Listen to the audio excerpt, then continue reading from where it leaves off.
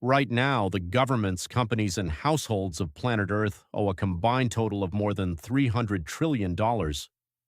The United States alone owes just under 40 trillion, dollars, and this year, for the first time in history, it will spend more just paying the interest on that debt than it spends on its entire military. And yet nobody's panicking. Markets are fine. Governments keep spending. So either the whole global economy is one bad year from collapse, or debt doesn't work the way most of us think. This is macro signal. Let's decode it. Global debt now sits at over 235% of the entire world's annual economic output, according to the IMF. Government debt is the fastest growing slice of that pile, now around 40% of the total, up from 35 just a few years ago. And it keeps growing for three simple reasons. Aging populations mean fewer workers supporting more retirees.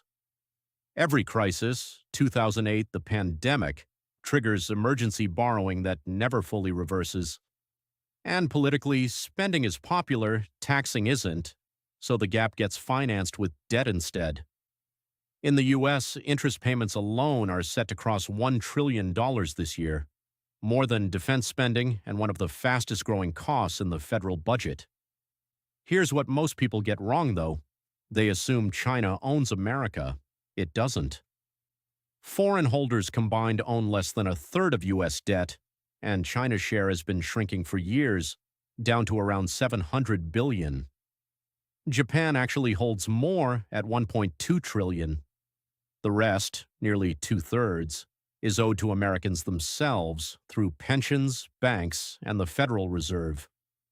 A country owing money to its own citizens in its own currency is playing a completely different game than one borrowing from foreigners.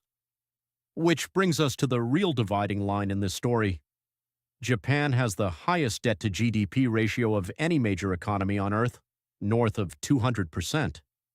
But it's not in crisis because that debt is owed domestically in yen at low rates. Compare that to Sri Lanka, Ghana, and Zambia, all of which defaulted in the last few years. Their debt was owed to foreign lenders in dollars they couldn't print. When their currencies weakened, that debt became impossible to service.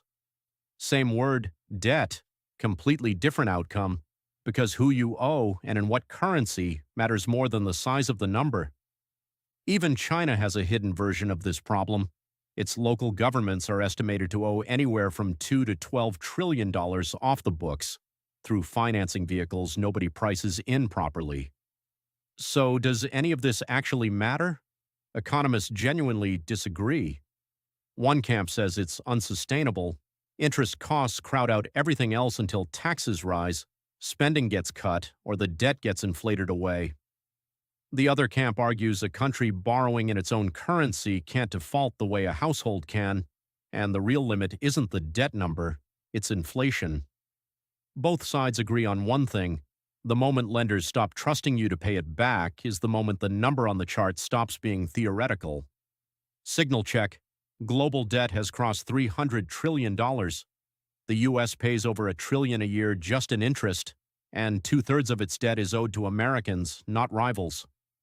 Japan proves a scary ratio can be stable for decades.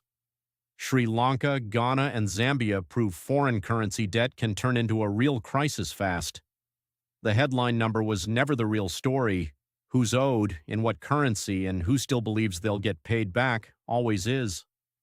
Macro Signal decodes the world economy, country deep dives, rivalries, collapses, and the trends shaping global trade. Subscribe for new breakdowns every week. Next time, a completely different story.